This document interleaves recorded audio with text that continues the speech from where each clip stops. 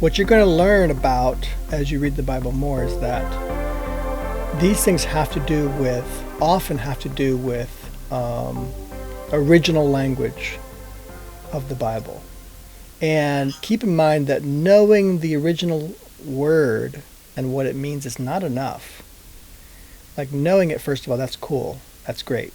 Knowing what the logos means and stuff. That's great. But then you have to understand its context in their culture. Like, how did they use it back then? In doing that, you understand that there's even more depth to the Bible that is very impressive. What was it I had learned a little bit ago about the yoke? For God has not put us in a yoke of bondage, right? Well, Christ also says, yoke with me, right? Yeah. And he's speaking of it as from two different perspectives. The perspective is as an animal, right? Like you are a bull or a cow or whatever, an ox, and you're plowing a field, and these oxen would be yoked together, right? And so you would pair a more experienced oxen with a less experienced one, because the less experienced one didn't know how to do it. But the experienced one would guide him along and keep him on the right path. So that's what Christ does with us. When we yoke with Christ, we lean on him, we let him guide us as we plow the field. You're still working, okay? Christ is not doing all the work for you. But you're leaning on him, and he's giving you guidance. So it's kind of like he's next to you all along this difficult path, guiding you. So you can do great work that way if you yoke with Christ. But here's the other way that yoke was used, and I didn't even know this. Nobody taught me this until later. I was watching a documentary about ancient civilizations, and they had a phrase called being under the yoke. When you're under the yoke, what that means is you are a conquered people. Some foreign country conquered your nation, and they had a symbol, and that symbol was you would have to go under the yoke in order to swear allegiance to your new master. And doing that, it was kind of like saying, I will be your animal and plow your field, and that's how you're going to let me live.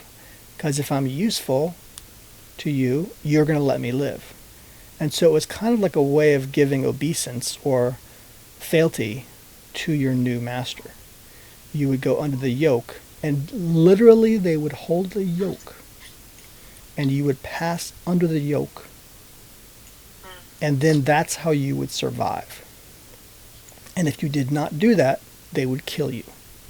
So Jesus is saying, listen, I know we're a conquered people. Because quite often the Jews were a conquered people. I know we're a conquered people, but guess what? I'm with you. I will go under the yoke with you, and we will work together, and we will survive together. Yeah. And so that was another way that Jesus was saying, we are suffering together, right? And go with me, and I will teach you how to do it. And you'll survive, and I will survive too. So we go under the yoke as conquered people quite often. But guess what? We survive with Christ. So Yeah.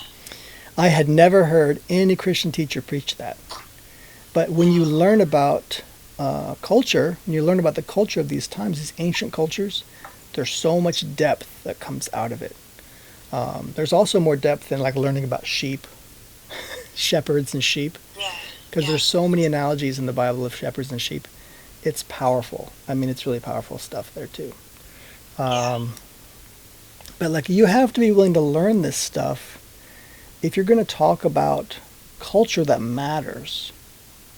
All of this stuff really matters. Knowing this stuff, learning it, learning the meaning behind it. And that's how you tell great stories. Yeah. People who read can write well.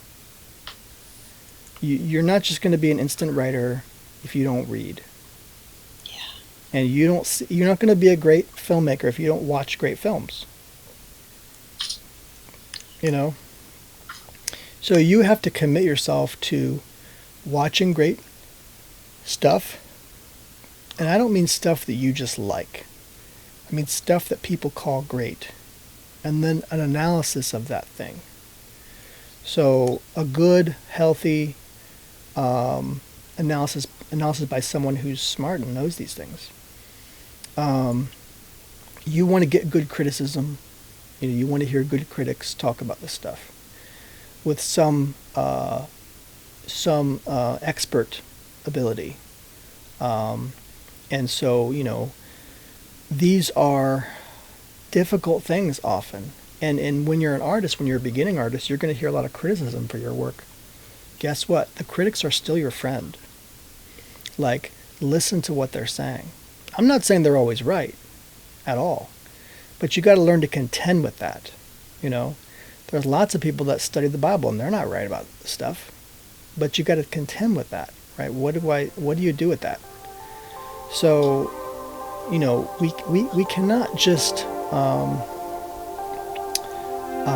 shirk these responsibilities.